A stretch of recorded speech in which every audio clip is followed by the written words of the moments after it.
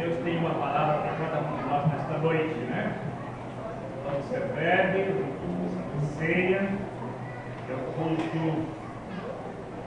que eu julgo como o mais importante, mais importante culto da igreja, Santa Ceia, porque o Senhor disse fazer isto em memória de mim, né?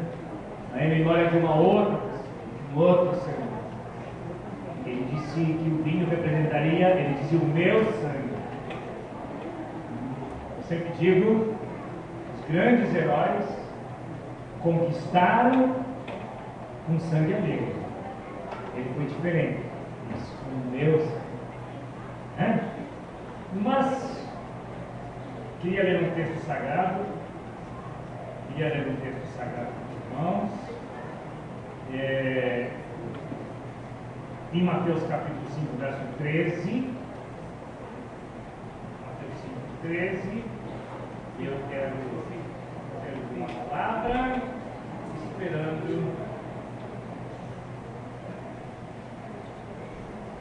que seja uma vez, 5 e 13. Vós sois o sal da terra, e se o sal for insípido, com que se há de salgar? Vamos falar um pouquinho sobre essa palavra que o Senhor Jesus disse, então, nos comparou com um ingrediente que normalmente não falta em casa. Nós podemos ter toda a qualidade de temperos mais gostosos que existem, mas sempre um pouquinho de sal é que faz a diferença, né? Sempre um pouquinho de sal, uma pitada de sal faz a diferença. Como eu devo comer com um pouco de sal, às vezes eu pego alguma coisinha salgada e eu vou comer isso salgado. Agora, o Senhor nos comparou como o sal da terra. Sal da terra e a luz do mundo. Mas vamos falar somente sobre um pouquinho sobre essa palavra. O sal representa firmeza de caráter, finura de espírito, graça, poder restaurativo, estilo sutil e delicado, ponderado e cauteloso. Tudo isso o Senhor Jesus esperou dos seus discípulos. A palavra discípulo, que às vezes nós podemos ter o conceito, não. Nós, quando pensamos em discípulo, nós nos reportamos aos dois, né? Com certeza. Na verdade, discípulo é todo aquele que segue o mestre, é todo aquele que aprende de um mestre, certo? Então, na verdade, todos nós somos discípulos. Não precisa dizer que é discípulo, porque para Deus, para o Senhor, o bom pastor, ele não faz diferença entre homem e mulher, né? Se ele fizesse diferença, ele até elogiaria mais as mulheres quando chamou a igreja de ovelhas. É uma palavra feminina, verdade? Então, todos nós somos ovelhas, espiritualmente, ovelhas do rebanho do Senhor. Vamos de novo ver o que o dicionário diz acerca do sal. Firmeza de caráter, finura de espírito, graça, poder restaurativo, estilo sutil, delicado, ponderado e cauteloso. O sal era,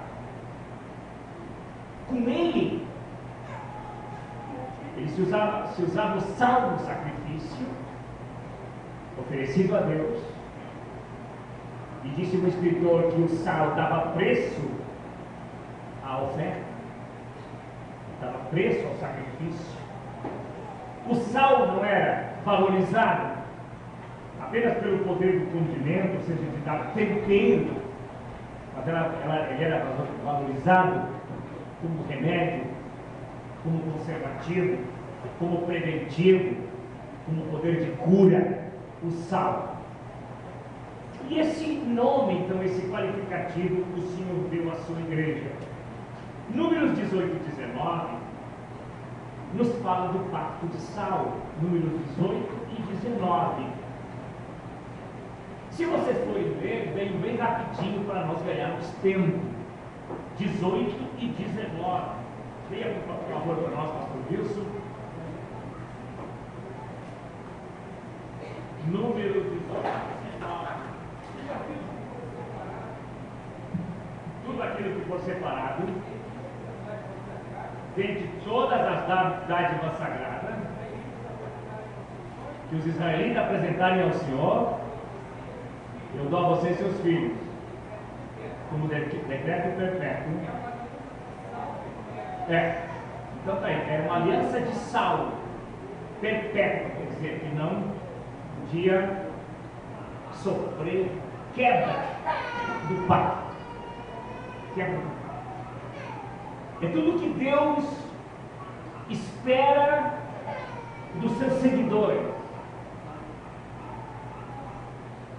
Dos seus seguidores, dos seus discípulos, de todos nós.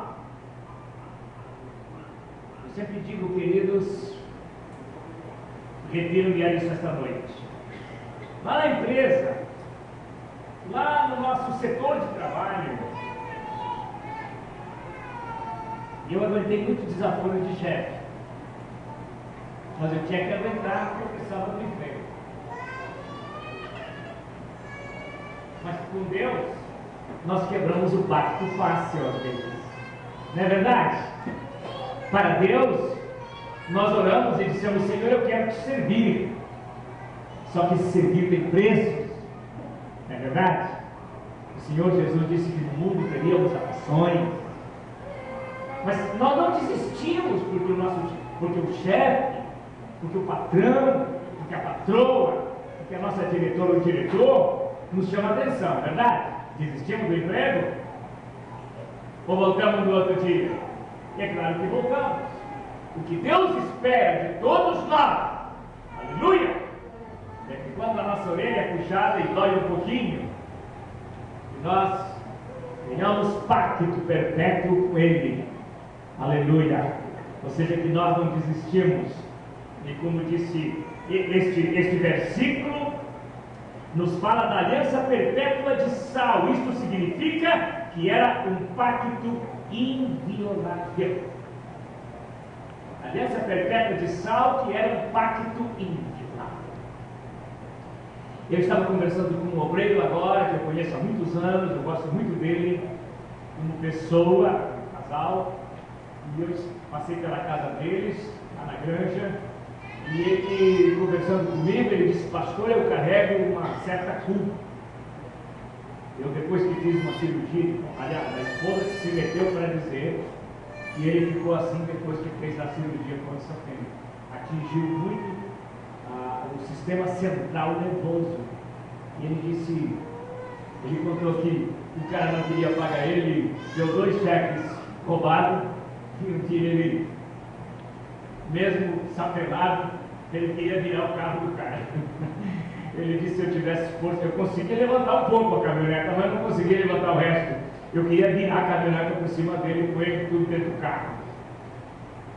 Mas eu disse para ele: irmão, apesar disso eu te admiro, porque eu te conheço há tantos anos, e tu estás sempre que te vejo, tu estás lá na congregação, ajudando, ensinando, trabalhando.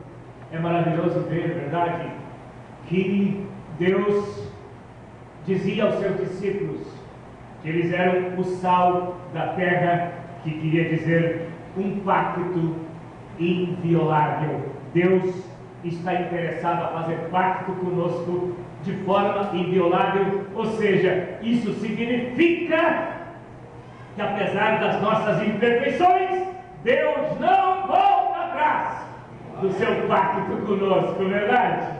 Ele não volta atrás. Bendito seja os seus. Havia uma crença antiga que todo aquele que comia sal junto não se separava mais. Era o pacto do sal. Quem comia sal junto jamais se separar. O sal era um preservativo, ou seja, é um preservativo que protege, neste escrito aqui que escrevi, apodrecimento. Quer dizer, é tudo aquilo que se degenera, aquilo que se corrompe. O sal tem o poder de não permitir a corrupção, ou seja, o apodrecimento, a degeneração. Degenerar, já que tem doença degenerativa, ela vai destruindo os nervos, vai destruindo todo o sistema onde ela ataca. Pois o sal, aonde chega o crente, o salvo, o discípulo, amém? Aonde ele chega, aonde ele está, deve haver contenção. Quer dizer, a degeneração moral, espiritual, ela precisa ser detida. Porque chegou um crente, chegou uma mulher de Deus, chegou um homem de Deus no ambiente. Quando o sal chega, até as moscas comem. Não é verdade? Quando o sal chega, os gussanos correm. A laranjeira não senta, se senta não produz. Verdade? É assim, não é? Que se salgava. O Brasil, o Rio Grande do Sul, tinha os salgueiros, onde se salgava a carne para exportar para o Uruguai, para outros países. Nos exportávamos. O sal, portanto, tinha o poder de preservar, de impedir que apodrecesse, de impedir que se deteriorasse. Só existe, amados, por incrível que isso possa parecer, uma força na face da terra pela qual ainda dá para viver aqui. Sabia? Quando o sal for tomado, meu bem, isso aqui vai apodrecer tudo. Quando a noiva for arrebatada, quando o Espírito Santo arrebatar a noiva, o mundo para nada, a Bíblia diz para nada, mas presta. O sal vai se tornar insípido. Verdade? Para nada mais presta. Bendito seja o nome do Senhor.